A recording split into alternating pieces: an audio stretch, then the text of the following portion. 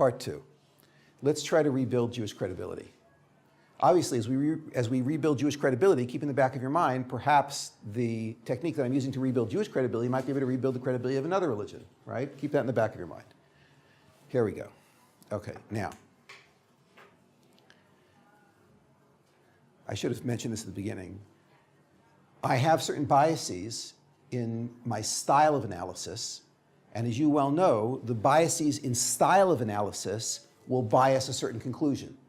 So I should confess to you my biases so that it's obvious and you can make a judgment whether or not you like the bias that I have.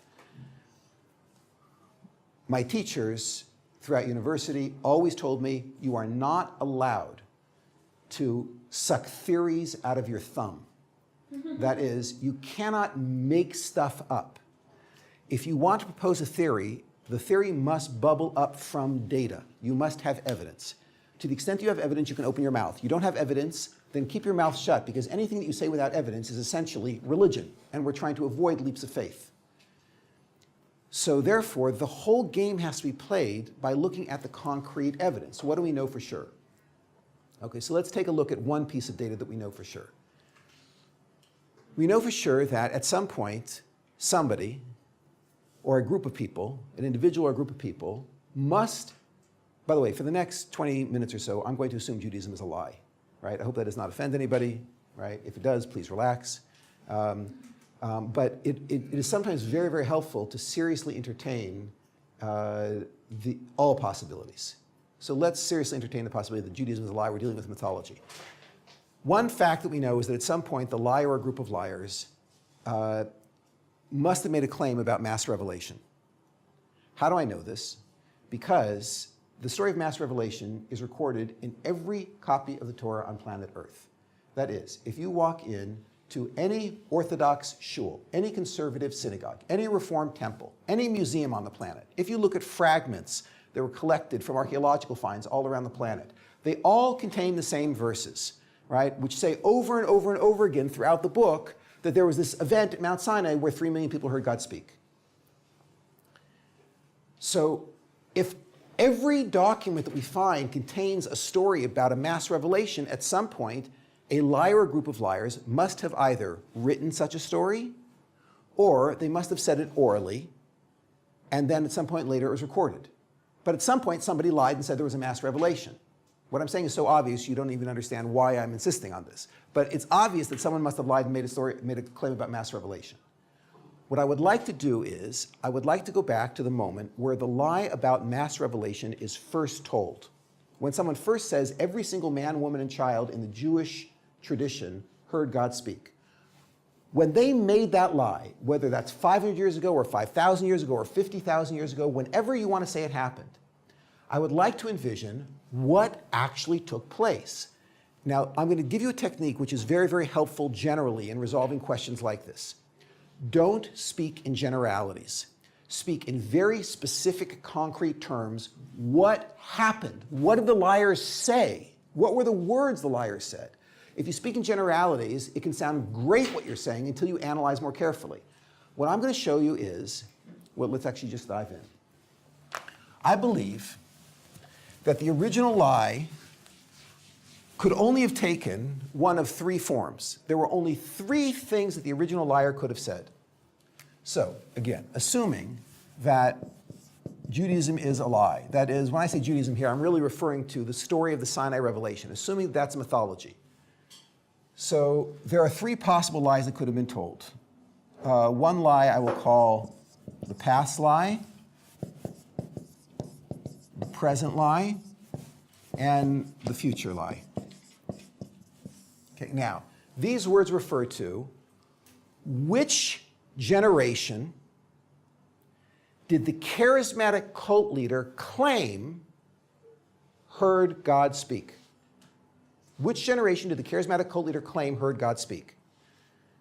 So let's play this out. The simplest version of the lie would be the present lie. And the charismatic cult leader comes to a group of people and he says to them, he says, you just heard God speak. Present lie. It's present lie because which generation does the charismatic cult leader claim heard God speak? The present generation. Now again, we're going back 50 or 500 or 5,000 or 50,000 or 500,000 years, whenever you want to put this event. The charismatic cult leader comes to a group of people and he says, you heard God speak. Yeah, to make this very concrete, let's go back to that moment. I'm going to play the charismatic cult leader. You guys are going to play the wild-eyed cult followers.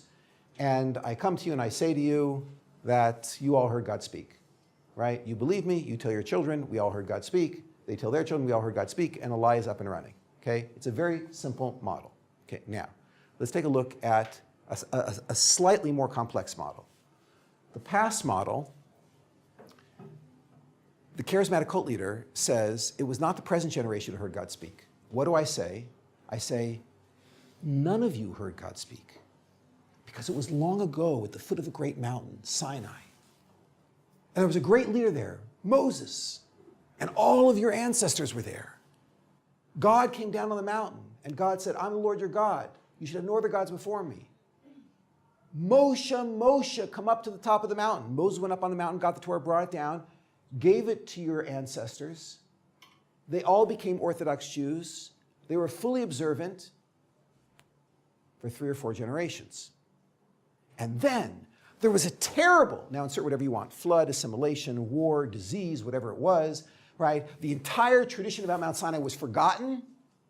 No one in your family has known about it for 2, 3, 4, 5, 10, 15, 20 generations, 500, 1,000 years, whatever you want to say, until I, Fred, came back to give you your tradition. I hand you a copy of the Torah, and you're so blown away by my charisma that you all cry out in unison, Amen! And the religion is up and running. Okay, now this is called past lie, where I say it was your ancestors who heard God.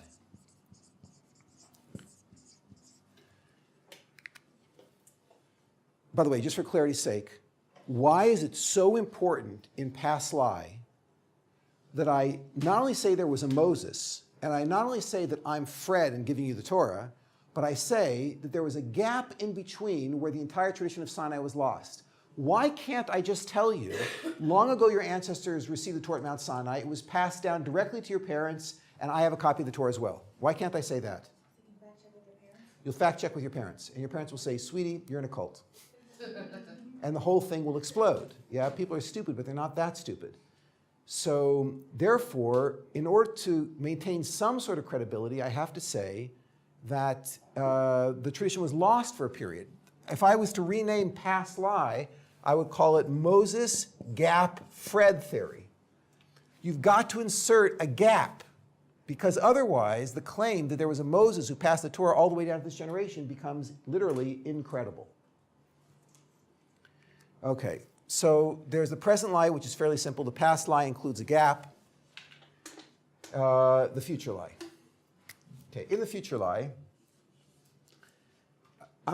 I find this a little bit ridiculous, but I'm putting it up here because I want to be absolutely complete. I don't want there any holes. And then if there's no holes, then we can do a complete analysis, and you'll feel at the end that all the holes were sealed. Okay. In the future lie, the charismatic cult leader doesn't say that you heard God speak. He doesn't say that your ancestors heard God speak. Instead, he says that your descendants will hear God speak. It's not you, it's going to be your descendants, right? All of your descendants are going to arrive at a mountain called Sinai, and there's going to be a great leader there, Moses. God's going to say, I'm the Lord your God, you have no other gods before me. He's going to call Moses up to the top of the mountain. Moses is going to get the Torah, bring it down, give it to the Jews. The Jews are all going to become observant. And I happen to have an advanced copy of the book right here. I hand you the book, and you're so blown away by my charisma that you all cry out in unison, Amen. And the religion is up and running. So here, the lie is that your descendants will hear God speak. Okay, fine. Now, watch what I've done. We know with certainty that at some point, somebody told a lie about a mass revelation. We know that because it's in every copy of the Torah on the planet. Okay, now, what I want to know is what was the original lie that was told? I'm making the claim that the original lie that was told had to be either you heard God speak, your ancestors heard God speak, or your descendants will hear God speak. There is no other lie that can be told. Why? Because where in history are you going to place the mass revelation? There's only 3 possibilities. You place it in the present, you place it in the past, or you place it in the future. Is that clear? So now, watch the advantage of this particular logical structure. What happens if I show you that for technical reasons, the future lie could never have launched Judaism? Then you would know that the original lie that launched Judaism was the present or the past. Now let's say that I show you that the future lie and the present lie would never have worked. Then you would know that the lie of Judaism was launched with the past lie. What happens if I show you that the future, the present, and the past lie would never have launched Judaism? Then you would have to conclude, okay, we're not going to conclude that. We're going to go someplace else right now. Let's actually investigate and see where it goes. Okay? Here we go.